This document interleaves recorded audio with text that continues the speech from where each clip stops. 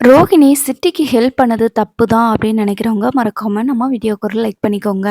இப்போ முத்துவுக்கும் மீனாவுக்கும் ஒரு பெரிய பிரச்சனை போயிட்டுருக்கு. சீதாவுக்கு அருண கல்யாணம் பண்ணி வைக்கணுமா வேண்டாமா அப்படின்னு சொல்லிட்டு.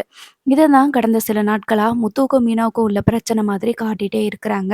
கடைசியில் இப்போ மீனா என்ன சொல்கிறாங்கன்னா, பிறந்த வீட்டையும் விட்டு கொடுக்க முடியல, புகுந்த வீட்டில் புருஷனோட மரியாதையும் முக்கியம் அப்படின்னு சொல்லிட்டு நினச்சிட்டு இருக்கிறாங்க. அவங்க என்ன முடிவு எடுக்கிறாங்க அப்படின்னு பார்த்தீங்கன்னா, கண்டிப்பா சீதாவுக்கு அருண கல்யாணம் பண்ணி தான் வப்பாங்க. இங்க புகுந்த வீட்ல சமாதானப்படுத்துறதுக்கு அதான் அண்ணாமலை அப்பா இருக்கிறாங்க இல்லையா? அவங்க வந்து சமாதானப்படுத்திருவாங்க. இது ஒரு பக்கம் இருந்தாலும், இப்போ விஜயா என்ன பண்றாங்கன்னா, மனோஜுக்கு நீதுவ கல்யாணம் பண்ணி வைக்கிறதுக்கு ஐடியா பண்ணிட்டுருக்காங்க. மனோஜ் கிட்ட "அவ போனா போறாடா, அவ பின்னாடியே நீ வந்து பேசிட்டு இது பண்ணிட்டு திரியாத. இவள விட உனக்கு பெரிய ஆளா பார்த்து நான் கல்யாணம் பண்ணி வைக்கிறேன். ஏன் மனோஜ் அந்த நீத்துவியே நீ கல்யாணம் பண்ணிக்கிட்டா உனக்கு எப்படி இருக்கும்?" அப்படின்ற மாதிரி சொல்ல, "என்னம்மா நீங்க இப்படி பேசுறீங்க? ரோகிணி தாம்மா என்னோட ஒய்ஃபு. என்னோட ஒய்ஃப் இருக்கும்போது நான் எப்படிம்மா இந்த மாதிரிலாம் என்னால யோசிக்கவே முடியாதும்மா." அப்படின்ற மாதிரி சொல்ல, உடனே அதுக்கு விஜயா இருந்துட்டு அழுது ஆர்ப்பாட்டம் பண்ண ஆரம்பிக்கிறாங்க. "ஏன்டா அவளோட வாழ்க்கைய பத்தி உனக்கு ஏதாவது தெரியுமா? நான் தான்டா அவள தேடி கூட்டிட்டு வந்து உனக்கு கல்யாணம் பண்ணி வச்சு உன் வாழ்க்கையவே கெடுத்துட்டேன்.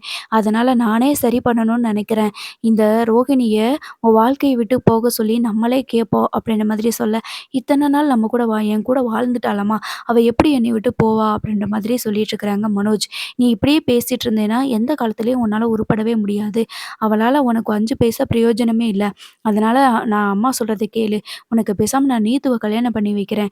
அந்த பொண்ணுகிட்ட எப்படியாவது பேசிருவோம். அவ 100 ஹோட்டல்ஸ்க்கு மேல அவ திறக்கணும் அப்படின்னு சொல்றா. அதனால நீயும் பெரிய பணக்காரன் ஆயிருவ. சந்தோஷமா இருப்ப."